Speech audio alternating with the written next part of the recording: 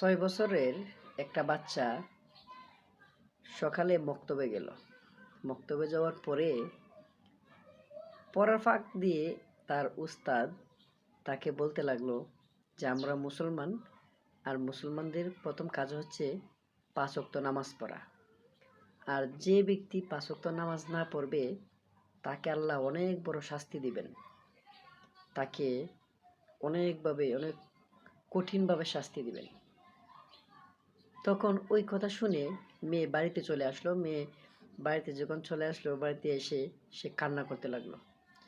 তার মা বাবা মনে করছে যে হয়তো তার উস্তাদে অনেক কিছু বলছে, না হয় মারছে, যার কারণে সে এসে কান্না করতেছে। কিন্তু আসলে যখন তাকে জিজ্ঞেস করা হলো যে তুমি কান্না করছো কেন, তখন বলল যে আমাদের হুজুর আমাকে বলছেন যে যে নামাজ না পড়ে তাকে আল্লাহ অনেক কঠিনভাবে শাস্তি দিবেন। তো আব্বু তো আমার নামাজ পড়ে না, তা আব্বুকে আল্লাহ তাআলা অনেক কষ্ট দিবেন। তখন এজন্য আমি খাচ্ছি। তখন তার কান্না কোনোভাবেই থামে না। তার বাবা বলল আচ্ছা ঠিক আছে, আমি নামাজ পড়ব।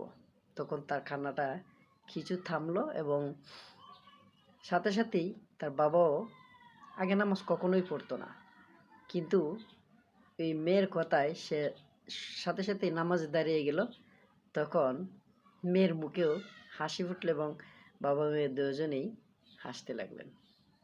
এইটাই নামাজ যখন মুখে হাসি ফুটায়।